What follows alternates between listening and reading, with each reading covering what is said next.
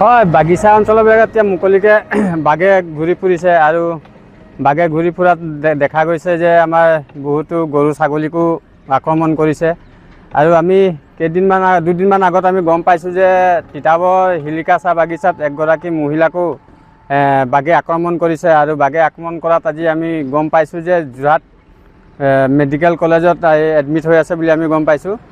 আৰু আমি বন বিভাগক এটাই দাবী জনাম যে যিহেতু তেওঁলোকে বাগিচাত পিঞ্জৰা পতাত তেওঁলোকে ব্যৱস্থা কৰিব লাগে। আৰু চাহ বাগিচা আমাৰ যি কৰ্তৃপক্ষ আছে তেওঁলোকৰো এইটো দায়িত্ব আছে। শ্ৰমিক এটা যেতিয়া বাগিচাত কাম কৰে তেওঁলোকক সুৰক্ষা দিব লাগে বুলি আমি ভাবোঁ। তো আমি দেখা পাইছোঁ তেনেকৈ কোনো বাগিচা মেনেজমেণ্টে কোনো সুৰক্ষা দিয়া আমি দেখা পোৱা নাই। আৰু বন বিভাগতো আমি কোনোভাগে ব্যৱস্থা লোৱা দেখা পোৱা নাই, যিহেতু ৰাজ্য বাগিচাত কাম কৰিবলৈ অসুবিধা হৈছে।